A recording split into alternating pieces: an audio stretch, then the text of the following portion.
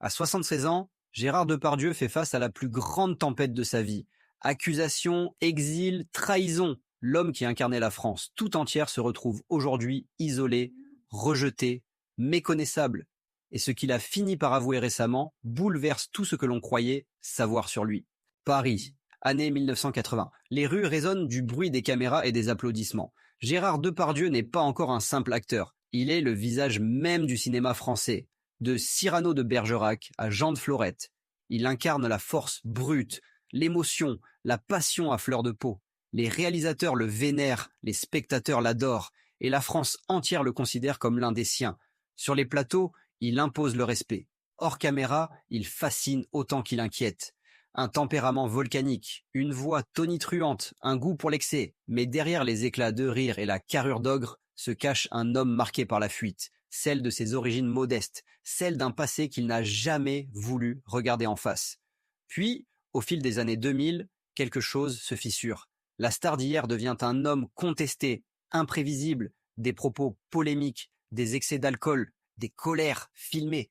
Et lorsque les premières accusations surgissent, personne ne veut y croire. Pourtant, la légende Depardieu vient de vaciller, et la France va découvrir une facette qu'elle n'aurait jamais imaginée. Tout commence en 2020. Une jeune comédienne, à peine connue du grand public, dépose plainte contre Gérard Depardieu pour viol et agression sexuelle. L'affaire aurait eu lieu 2 ans plus tôt, dans la maison de l'acteur à Paris. Le nom du plaignant reste d'abord confidentiel, mais le choc est immédiat. Le visage du cinéma français est désormais associé à l'un des mots les plus violents de notre époque. Les médias se déchaînent. En quelques heures, les plateaux télé se remplissent d'experts, d'avocats, d'anciens collaborateurs.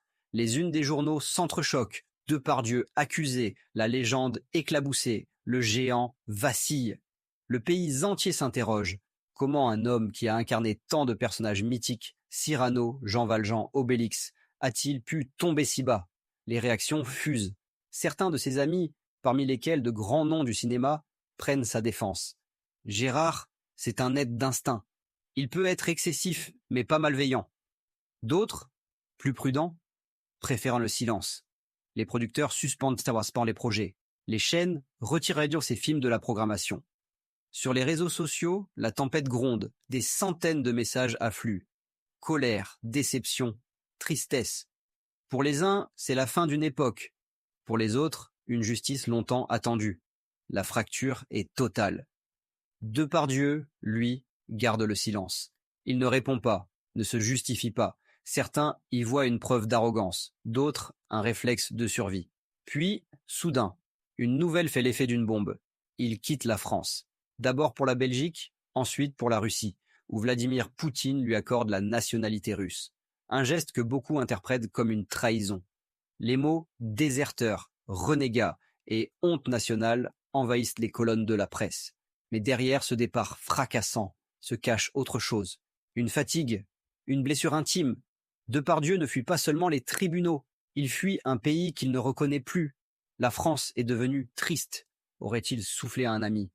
Et peut-être qu'à cet instant, l'homme derrière la légende commençait déjà à se dissoudre dans sa propre ombre.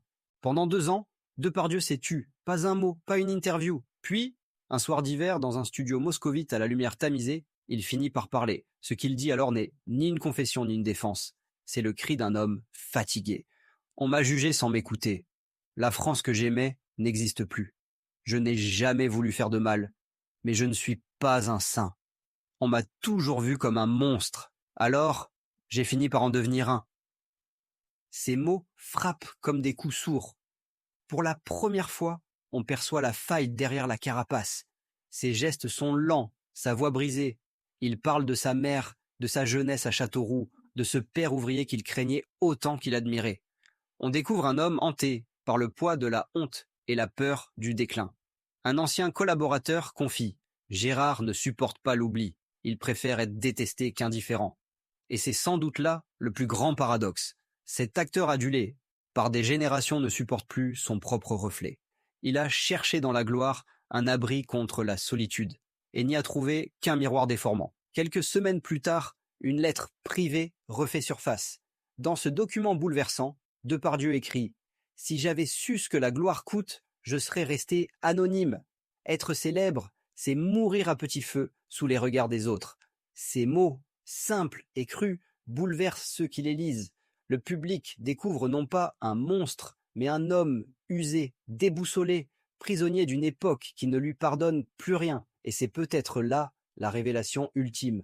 Gérard Depardieu n'a jamais cessé d'aimer la France. C'est la France, peut-être, qui a cessé de l'aimer. Lorsque ces aveux sortent dans la presse, la France s'embrase à nouveau. Les débats se rallument, les plateaux télé s'enflamment, les éditorialistes s'affrontent. Certains y voient une stratégie de communication, d'autres une vraie détresse humaine. Dans les cercles artistiques, les positions se heurtent. Des vétérans du cinéma défendent encore l'acteur. On ne réécrit pas 40 ans d'histoire pour une seule affaire, lance un réalisateur. Mais les jeunes générations ne veulent plus d'indulgence. Elles réclament une rupture, un avant et un après Depardieu. Catherine Deneuve, toujours mesurée, glisse une phrase lourde de sens. Il a donné tant au cinéma. Mais parfois, il faut savoir se taire pour ne pas tout détruire. Sur les réseaux, la guerre continue. Des hashtags s'opposent. Soutien Depardieu contre Brecht Justice pour les victimes. Sous chaque publication, des milliers de commentaires entre compassion et rage. La société française se regarde dans un miroir inconfortable, celui de ses contradictions entre culture du pardon et besoin de justice. Pendant ce temps, Depardieu reste silencieux, reclus sur sa propriété en Russie. Il écrit, peint, boit son vin. Parfois, il parle à demi-mot dans un entretien. Je ne cherche plus à plaire.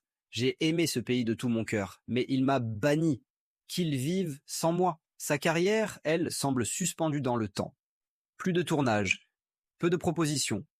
Mais dans les cinémathèques, dans les écoles de cinéma, on continue d'étudier ses performances, de citer ses dialogues. Car, quoi qu'on en dise, Depardieu appartient à l'histoire. Son nom résonne entre admiration et malaise, preuve que même déchu, un géant reste un géant. Après tout, que reste-t-il de Gérard Depardieu? Un acteur immense, un provocateur invétéré, un homme perdu entre deux patries. L'histoire retiendra sans doute ses rôles, ses excès, ses fuites, mais aussi cette vérité désarmante. Derrière chaque géant, il y a une solitude immense. Aujourd'hui, il vit loin des plateaux, loin des tapis rouges, mais chaque fois qu'une réplique de Cyrano résonne à la télévision, un frisson parcourt la mémoire collective. On se souvient alors de l'homme qu'il fut.